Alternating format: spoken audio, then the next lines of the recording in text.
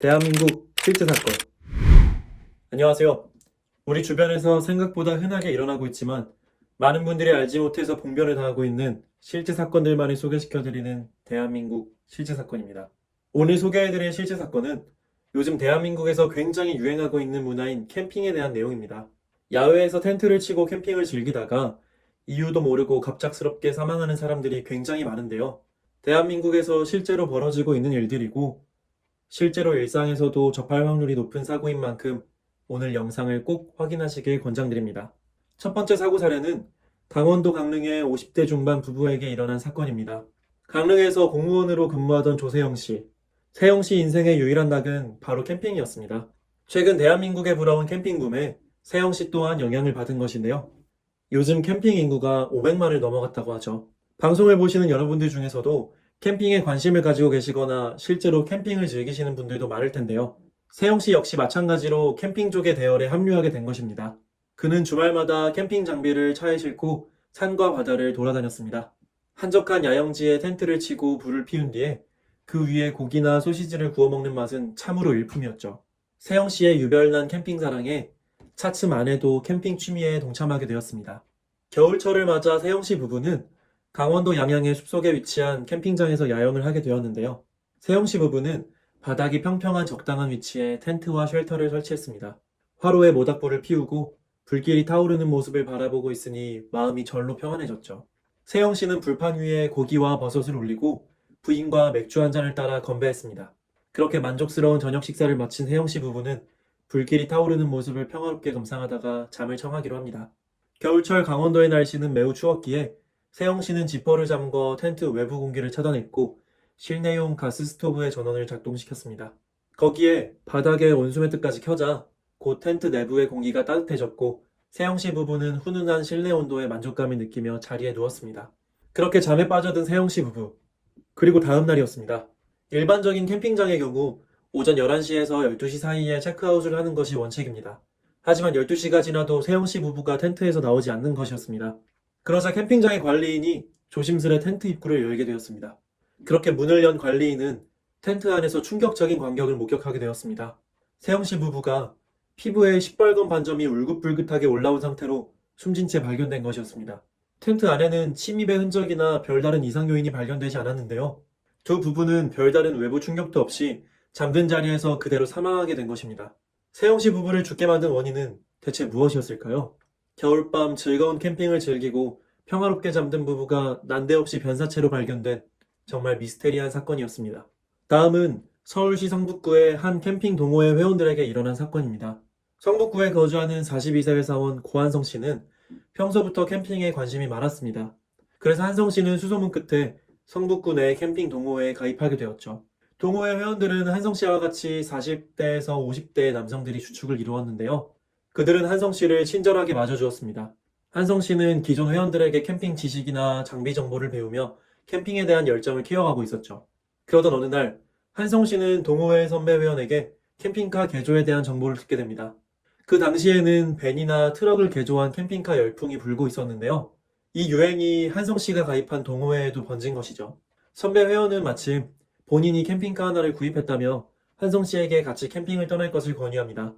캠핑에 한창 재미 들린 한성 씨가 거절할 리가 없었죠. 선배 회원의 제안을 냉큼 승낙하고 들뜬 마음으로 짐을 꾸렸습니다. 어느새 주말이 되었고 한성 씨를 포함한 남성 4명이 캠핑카를 타고 경기도 양주시로 떠났습니다. 아이스박스에 맥주와 소주, 고기를 가득 실었으니 마음이 든든했죠. 캠핑장에 도착한 한성 씨와 동호회 회원들은 평소 직장 생활의 스트레스와 삶의 시름을 모두 잊고 즐거운 시간을 보냈습니다.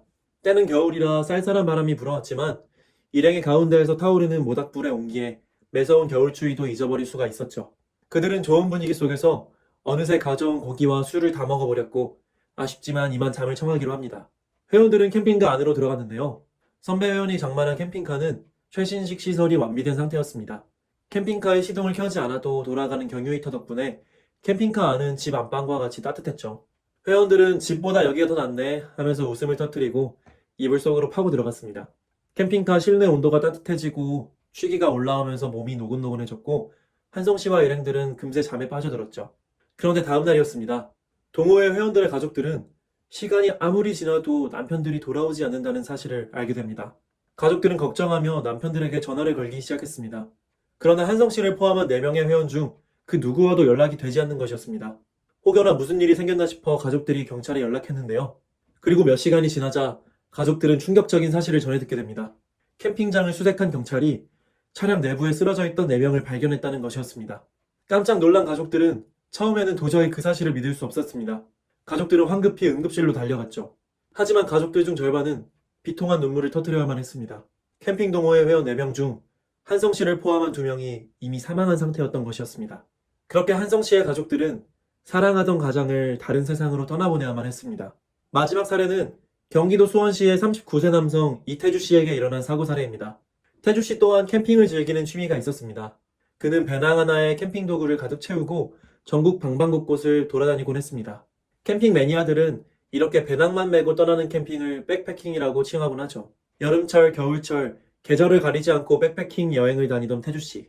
여름이 찾아오자 그는 평상시와 마찬가지로 배낭을 짊어지고 속리산 캠핑장으로 향했습니다. 태주 씨는 맑은 산 공기를 만끽하며 우선 코펠에 라면 한 봉지를 끓여 먹고 든든해진 배로 캠핑 준비를 시작했죠. 여름철 캠핑에서 제일 골치 아픈 것은 밤이건 낮이건 몰려드는 벌레떼입니다. 하지만 캠핑 경험이 많았던 태주 씨는 이미 벌레떼에 대한 대비책을 마련해둔 상태였습니다.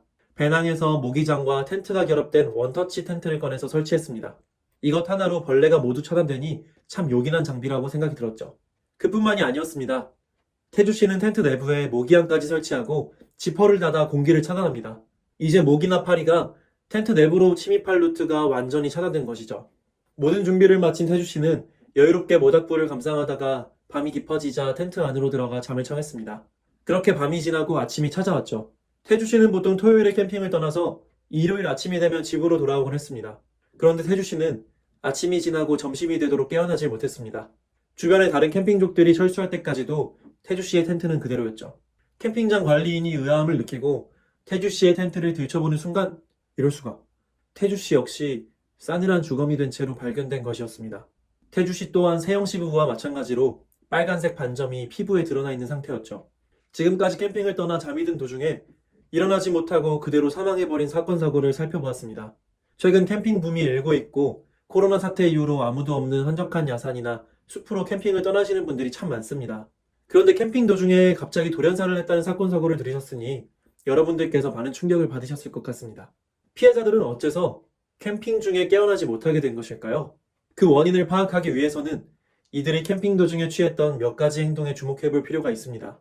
첫 번째 사례의 세영씨 부부와 두 번째 사례의 한성씨의 경우 취침 공간이 텐트와 캠핑카로 차이가 있었죠. 그러나 이들에게는 한 가지 공통점이 있었습니다. 그것은 바로 외부 공기와 차단된 밀폐된 실내에서 가스 난방기구를 사용했다는 것이었습니다. 세영씨 부부의 경우 텐트의 지퍼를 단단히 잠그고 텐트 내부에서 가스 스토브를 피웠죠. 게다가 부탄가스로 물을 끓여 온수를 공급하는 온수 매트까지 작동시킨 상태였습니다. 이 행동은 치명적인 문제를 야기했는데요. 바로 이 두 온열기구에서 일산화탄소 기체가 발생한 것이었습니다.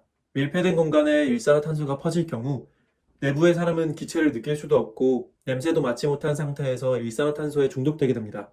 특히 잠에 들었을 경우 일산화탄소를 감지할 가능성은 더더욱 낮아지죠.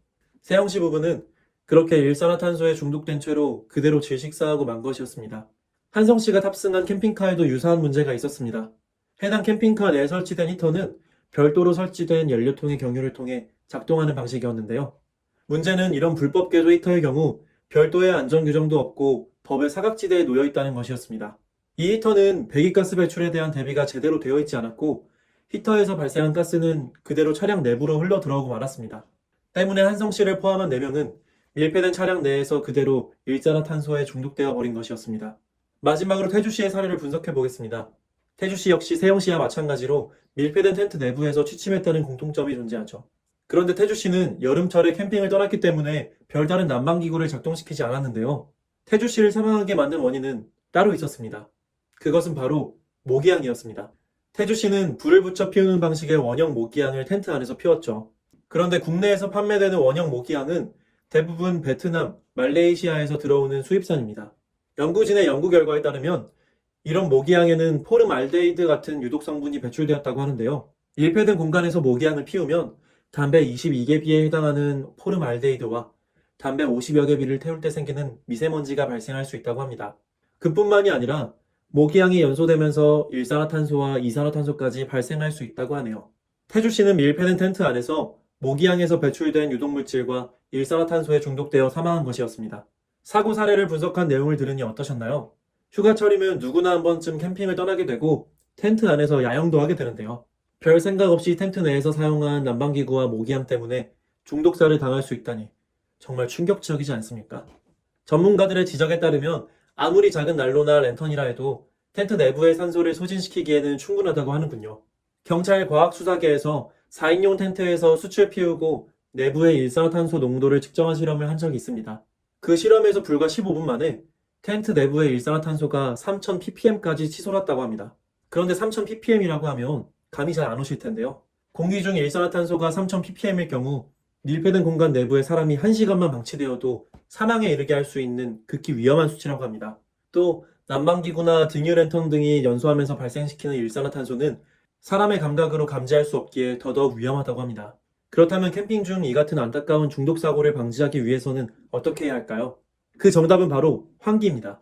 추운 겨울철이라고 해도 한 번씩 텐트 문을 열고 바깥 공기를 텐트 내부로 들여주는 것만으로도 내부의 유해물질 대부분을 날려버릴 수 있다고 합니다. 또 캠핑을 떠나실 때 1, 2만 원 정도로 구매하실 수 있는 일산화탄소 감지기를 구매하시면 큰 도움이 된다고 하네요. 내부에 비치해두기만 해도 자동으로 일산화탄소를 감지하고 위험시 큰 소리로 알람을 울려주는 아주 유용한 장비라고 합니다. 그리고 밀폐된 공간 내부에서 수치나 가스난로 같이 일산화탄소를 발생시키는 난방, 가열기구를 장기간 틀지 않는 것이 무엇보다 중요하죠. 지금까지 캠핑 도중 밀폐된 공간에서의 난방기구 사용으로 인한 사망 사례, 그 예방법에 대해 알아보았습니다. 우리 주변에서 흔하게 일어나는 충격적인 실제 사건들과 그것을 예방하는 방법까지 알려드리는 대한민국 실제 사건. 오늘의 사연은 여기서 마치겠습니다. 구독과 좋아요는 저에게 큰 힘이 됩니다. 더 좋은 영상으로 찾아뵙겠습니다. 감사합니다.